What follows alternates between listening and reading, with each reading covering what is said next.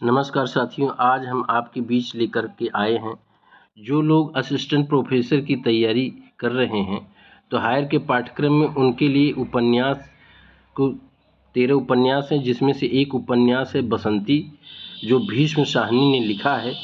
इसके जो अति महत्वपूर्ण प्रश्न है उसी का एक वीडियो हम आपके बीच लेकर आए हैं साथियों। इसे आप लोग गौर करिएगा, ये परीक्षा के दृष्टि अत्यंत महत्वपूर्ण है। पहला प्रश्न है साथियों, बसंती उपन्यास किस सन में प्रकाशित हुआ? इसे आप लोग जानते रहिए। बसंती उपन्यास 1980 ईस्वी में लिखा गया है।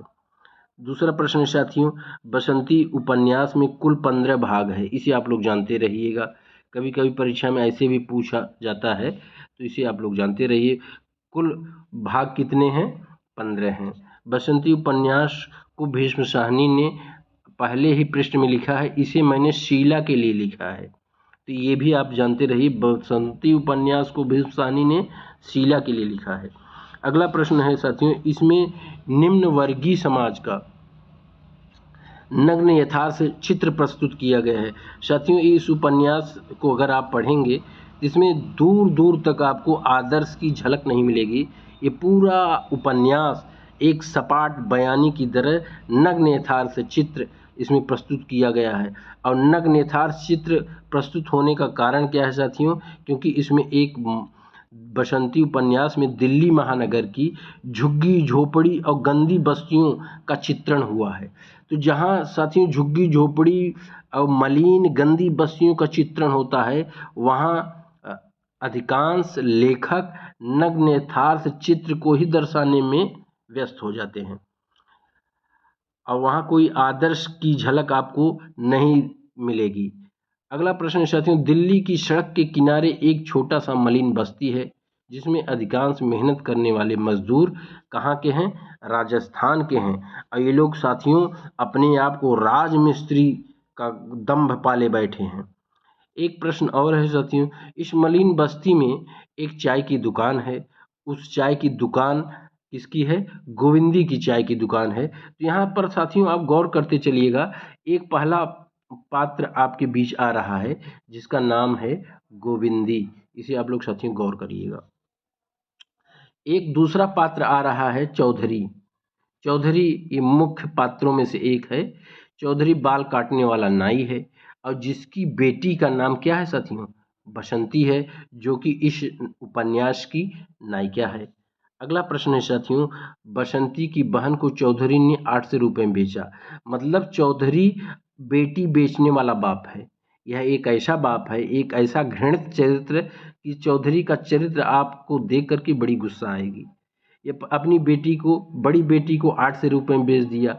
अब बेचते समय इसे जो है सिर्फ पैसे का मोह है, ये भी नहीं देखता कि जिसके हाथों में अपनी बेटी को दे रहा हूँ वह जवान है कि बुढ़ा है।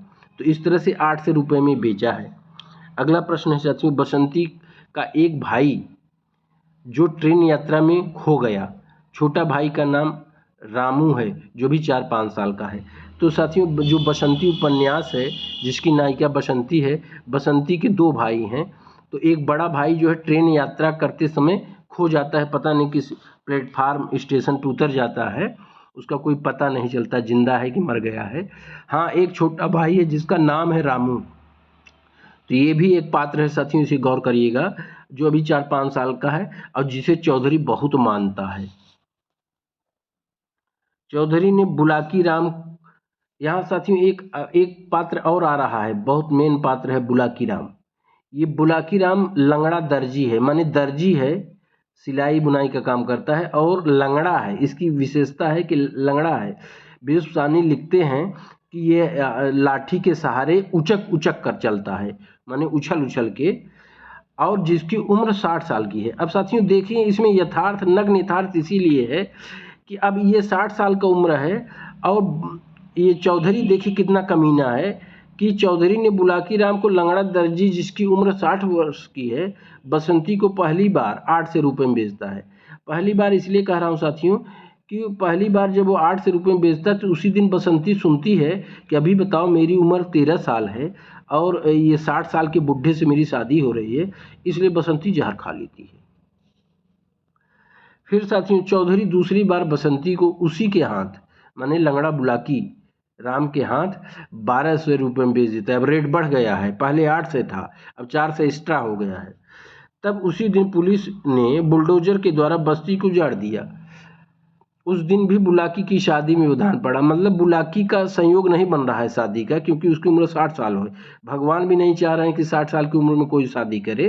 पहली बार बसंती ने जहर खाया, दूसरी बार जब बारात का मूड बनाया तो उसी दिन जो है बस्ती ही उजड़ गई।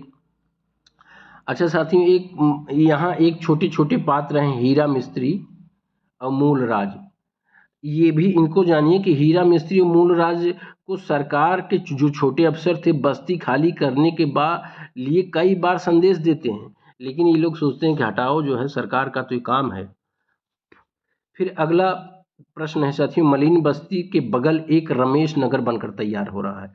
साथियों गौर करिएगा, ये रमेश नगर बहुत ही महत्वपूर्ण है। इस उपन्यास में रमेश नगर का उल्लेख हुआ है, जहाँ मध्यम वर्गीय उच्च वर्गीय परिवार रहते हैं, और उसी के बगल में ये मलिन बस्ती है जहाँ की निम्न वर्गीय परिवार रहते हैं। साथियों जिस दिन बस्ती उजड़ जाती है उसी दिन बसंती जानबूझकर अपने बाप के पास नहीं जाती। क्यों नहीं जाती? क्योंकि उसे भय हो गया है कि मेरा बापू हो सकता है लंगड़ा बुलाकी दर्जी के हाथ फिर बेच दे। रमेश नगर में एक श्यामा महिला के घर भटकते हुए कौन पहुंच जाती है? बसंती पहुंचती है। फिर देखिए, श्यामा को बेचैनी और घबराहट की बीमारी थी और वह बहुत दवा करती है, लेकिन जब ठीक नहीं होती तो एक दिन साधु के किसी गरीब मनुष्य की सेवा की बात कही। एक दिन उसके घर साधु आता है और उसने कहा कि तुम्हारा मर्ज जो है, किसी गरीब मनुष्य की सेवा करोगी तो तुम्हारा मर्ज ये सही हो जाएगा। उसी समय बसंती भटकते हुए आ गई और बसंती को झाड़ू बर्तन का काम मिल जाता है। ये साधु के वचनों का प्रभाव है। सोचिए, माने हमारे समाज में साधु के वचन पे किस तरह से महिलाएं यकीन करती हैं। और देखिए यहाँ संयोग, उसका फायदा किसको मिल रहा है? बसंती को मिल रहा है। नहीं तो श्यामा किसी को अपने पास भटकने न देती, लेकिन साधु का कहना था, इसलिए श्यामा के मन में बात घर कर गई। अगला प्रश्न है साथियों, रमेश नगर में बसंती की मुलाकात दीनू। यहाँ पर गौर करिएगा साथियों, एक पात्र है दीनू, यहाँ गलत टाइप हो गया है, दीनू, तो दीनू से होती है और उसे फुसलाता है और झूठ बोलता है कि मेरा ब्याह नहीं हुआ है। अब बसंती के साथ मजे लेता है। अब बसंती इसी के साथ रहने लगती है साथियों। बसंती 14 साल की उम्र में गर्भवती हो जाती है। साथियों बसंती जो है दीनू के साथ रहती है और दीनू को एक लॉकेट है जिसमें भगवान का फोटो है, उसी के सामने साक्षी मान करके कहती कि मैं तुम आज से शादी के बंधन में बंध गए। और चूंकि साथियों इसमें भीष्म साहनी बसंती का जो चरित्र है बहुत ही चंचल स्वच्छंद विचार की लड़की के रूप में दिखाया गया है, और जिसको समाज के जो दरिंदे हैं जैसे दीनू, उसका बाप चौधरी, ये सब उसे बर्बाद करते हैं। और फिर जब ये बसंती गर्भवती हो जाती है तो दीनू 300 रुपये में मैले कुचैले एक पात्र साथियों यहाँ फिर आता है जिसका नाम है बरडू के हाथों में बेच देता है 300 रुपये में। सोचिए दीनू कितना बड़ा फ्रॉड है कि वो 300 रुपये में बेच करके, उसको जरा भी सहानुभूति और संवेदना नहीं है साथियों बसंती को लेकर के, और बसंती उस पर मरती है। अब फिर श्यामा के समझाने पर जब ये बरडू पीछा करता है तो बसंती भागती है, श्यामा के घर पहुंच जाती है। फिर श्यामा के समझाने पर बसंती अपने बाप चौधरी के यहाँ लौट आती है, जहाँ चौधरी फिर उसे दर्जी बुलाकी के हाथों सौंप देता है। फिर साथियों एक दिन दीनू अपनी पत्नी रुक्मी को ज्वाला देवी मंदिर से लौटने के बाद, अब दीनू अपनी पत्नी, यहाँ साथियों गौर करिएगा एक पात्र रुक्मी भी आती है, वह दीनू की पत्नी है और उसे 10 साल हो गए शादी को, बच्चे नहीं पैदा हो रहे थे, तो दीनू जो है ज्वाला देवी मंदिर ले जाता है कि बच्चे पैदा होंगे। और एक दिन लौट रहा था तो उसी दिन वो बसंती से मुलाकात हो जाती है सड़क पर, और बसंती उस समय अपने पति लंगड़ा बुलाकी दर्जी के साथ थी, लेकिन जैसे ही दीनू को देखती है उसके अंदर विचित्र सा परिवर्तन होता है, उसे प्रथम प्रेम याद आता है और फिर वह दीनू के साथ हो लेती है और दीनू के घर फिर रहने लगती है। अच्छा, बसंती को एक जो बेटा पैदा होता है उसका नाम है साथियों पप्पू। इसे भी आप लोग गौर करिएगा, ये पप्पू बसंती का बेटा है।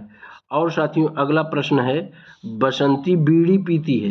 तो साथियों आयोग ऐसे भी प्रश्न पूछ देता है, आप लोग गौर करिएगा। इस तरह से एक प्रश्न बन चुका है, एक नाटक है आधे अधूरे, मोहन राकेश का। उसमें एक पात्र है जगमोहन डालमिया और जुनेजा। तो एक बार आयोग द्वारा प्रश्न पूछा गया था कि जुनेजा क्या पीता है, तो जुनेजा सिगार पीता है, सिगार पीता है। तो यहाँ पर बसंती भी बीड़ी पीती है, इसे आप लोग गौर करिएगा साथियों। फिर निकम्मा और धोखेबाज दीनू ने प्रेम में पड़कर बसंती दोनों को कमा कर खिलाती है। निकम्मा और धोखेबाज साथियों शब्द यहाँ आया है दीनू के लिए, कि प्रेम में फंसकर बसंती दोनों माने दीनू को और उसकी पत्नी जो रुक्मी है उसको भी बसंती 4-5 घर बर्तन साफ करती है, झाड़ू लगाती है और दोनों को कमा कर खिलाती है। और रुक्मी का इलाज करवाती है, क्योंकि रुक्मी को बेटा नहीं हो रहा था तो रुक्मी का इलाज करवाती है साथियों, रुक्मी का इलाज भी करवाती है, जिससे फिर बेटा पैदा होता है। बाद में रुक्मी बसंती पर आरोप लगाती है। अब जब बेटा पैदा हो गया तो उल्टा देखिए, एहसान करोगे तो तुम्हें क्या मिलेगा, दगा मिलेगा। वही बात यहाँ आया है। बाद में रुक्मी बसंती पर आरोप लगाती है कि मेरे बेटे को कुछ खिला दी है। फिर बसंती ही उसके बेटे की जान बचाती है और सुबह ही वह डॉक्टर के घर जाती है, डॉक्टर का दरवाज़ा खुलवाती है और दवा लेकर आती है। तो इस तरह से बसंती का चरित्र बहुत ही पवित्र और निर्मल चरित्र है, लेकिन चूंकि वह उसके पास जीवन का अनुभव नहीं है इसलिए उसे ठगने वाले बराबर मिलते रहे हैं। दीनू और रुक्मी अपने बेटे को साथ लेकर बसंती को छोड़कर गांव चले जाते हैं। एक दिन ऐसा भी आता है कि दीनू फिर धोखा देता है, अब अपनी पत्नी रुक्मी और बेटा जो पैदा हुआ था उसको लेकर वह गांव चला जाता है और बसंती और उसके बेटे माने पप्पू को छोड़कर चला जाता है। तो बसंती जीवन निर्वाह के लिए तंदूर की दुकान चलाती है, रोटी बेलती है। फिर शहर में म्युनिसिपैलिटी की गाड़ी आती है, फुटपाथ पर दुकान लगाने वाले अवैध ढंग से कब्जारत लोगों का सामान लारी पर लाद कर ले जाती है। चौधरी गाड़ी के पीछे भागता है, चौधरी माने उसका बाप बसंती का। मेरा थैला दे दो, पीछे पीछे माँ भागती है। बसंती अपनी बेटी को गोद में लिए, अपने बेटे को गोद में लिए माँ बाप की सहायता करने जाती है और यहीं उपन्यास समाप्त हो जाता है। साथियों यहाँ गौर करिएगा, उपन्यास के शुरुआत में भी मलिन बस्ती को बुलडोजर के द्वारा हटा दिया जाता है और उपन्यास का अंत भी यही है कि पुलिस की गाड़ी आती है, म्युनिसिपैलिटी की गाड़ी आती है और जो फुटपाथ पे सामान बिना परमिशन के लगाए हुए हैं उनकी सामान को सब गाड़ी वाले लेके जाते हैं लारी में लाद करके, और इस तरह से यहीं पे सामान उपन्यास समाप्त होता है। साथियों इस बसंती उपन्यास में कुछ महत्वपूर्ण कथन हैं। तो साथियों मैं आपको बता दूं, यह उपन्यास वर्णनात्मक शैली में लिखा गया है, माने इसमें जो है किस्सा गोई ज़्यादा है, इसमें सीधा सीधा भीष्मसानी ही ज़्यादा लिखे हैं, पात्र इसमें बहुत कम बोले हैं। पात्रों के द्वारा से जो कथोपकथन और संवाद है वह बहुत कम है, इसलिए यहाँ संवाद आपको संक्षिप्त ही मिलेगा। जो भी महत्वपूर्ण संवाद है साथियों मैं आपके बीच लेकर आया हूँ, आप लोग गौर करिएगा। पहला संवाद है, तुम मर्द लोग डरते ही रहोगे, अब की बार अफसर से मिलने जाऊं तो मुझे साथ ले चलना, अफसर को ऐसी फटकार सुनाऊंगी कि नानी याद करा दूंगी। यह पहले अध्याय में ये गोविंदी जिसकी चाय की दुकान है मर्दों से कहती है कि तुम लोग अफसर से बात नहीं कर पाते। दूसरा साथियों, तेरा अमानत धरी है, जब ले ले भले ही आज ही ले ले। अब ये अमानत माने चौधरी का कथन है और किससे कर रहा है, उसी दर्जी से, लंगड़े दर्जी से जिसका नाम बुलाकी राम है, और अपनी बेटी को अमानत बता रहा है, तेरा अमानत धरा है, जब मर्जी आए ले ले। तीसरा, तब इस पे जो है बुलाकी राम रिएक्शन क्या देता है कि 12 से क्यों, किस बात के 12 से, 8 रुपए पे तैने जबान की थी, मतलब तूने बेटी बसंती की शादी 8 रुपए में की थी, अब 12 से क्यों मांग रहा है। हमारा बापू बेटियां बेचता है, यह कथन साथियों बसंती का है।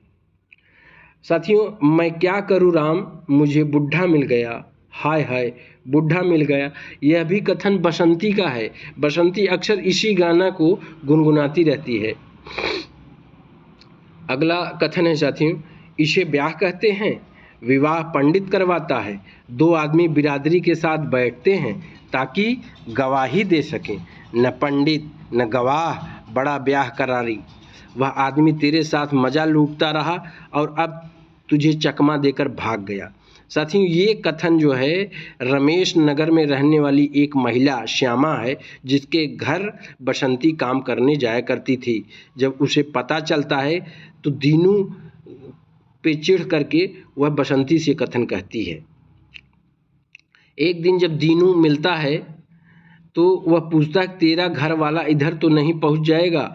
अब सोचिए साथियों, यह दीनू बसंती के साथ कितना बड़ा धोखा देता है, और जब छोड़ के चला जाता है तब ये उसी का कथन है कि तेरा घर वाला माने बुलाकी राम जो दर्जी है। तो उस पर बसंती कहती है, तू है मेरा घर वाला।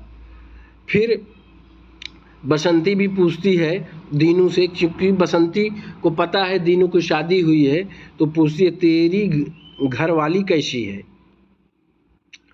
फिर यहाँ पर एक कथन है साथियों, दे जाओ मेरा थैला दे जाओ, ए शाह मेरा थैला दे जाओ।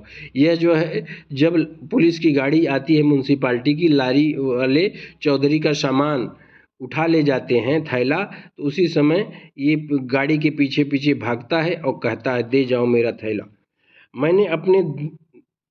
मैंने पहले दिन ही कहा था यह आदमी अच्छा नहीं है, यह एक दिन तुझे बर्बाद करके छोड़ेगा। साथियों, ये भी श्यामा का कथन है, क्योंकि श्यामा की सहानुभूति बसंती के साथ है। श्यामा एक प्रौढ़ महिला है, उसे जीवन का अनुभव है। बसंती अभी जीवन के अनुभव क्षेत्र में पदार्पण की है, तो श्यामा उसे बार बार समझाती है, दीनू के चक्कर में मत पड़। लेकिन प्रेम जो कि अंधा होता है मानता नहीं। बापू का थैला उठाकर ले गए हैं बीबी जी, वह लारी के पीछे पीछे भाग रहा था। माँ भी भाग रही थी, मैं उसकी ओर जा रही हूँ, देखूँ कहाँ पर है। साथियों, ये अंतिम उपन्यास के अंत में ये बसंती का कथन है। साथियों, भीष्म साहनी का जन्म 1915 में रावलपिंडी, जो कि अब पाकिस्तान में है, हुआ था। इनके बड़े भाई का नाम साथियों बलराज साहनी है। ये फिल्मी कलाकार थे।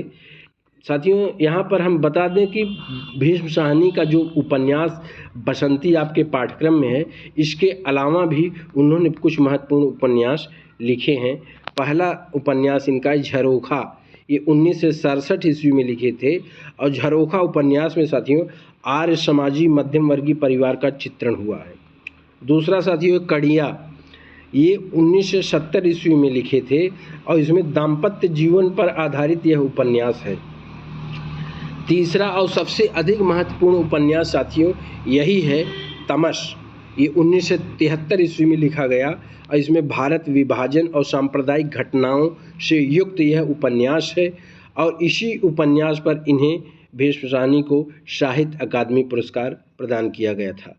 चौथा उपन्यास साथियों बसंती है, जो कि आपके पाठ्यक्रम में रखा गया है, ये 1980 में है। फिर इसके बाद साथियों मैया दास की माड़ी है, जो 1988 में लिखा गया है, मैया दास की माड़ी। और एक उपन्यास इनका है कुंतो, यह 1993 में लिखा गया। इसमें नारी जीवन की पराधीनता और पीड़ा पर यह उपन्यास कुंतो आधारित है। और इनका एक अंतिम उपन्यास है साथियों नीलू नीलिमा नीलोफर, ये सन 2000 ईस्वी में लिखा गया है। तो इस तरह से बसंती उपन्यास के लिखने वाले भीष्म साहनी के ये और भी अत्यंत महत्वपूर्ण उपन्यास है। साथियों, अगर ये वीडियो आपको पसंद आए, हमने पूरा प्रयास किया है कि इससे अधिक महत्वपूर्ण प्रश्नों की संभावना नहीं है। और अगर ये वीडियो आपको पसंद आता है साथियों, इसे आप लोग अपना स्नेह प्रेम दीजिएगा। धन्यवाद।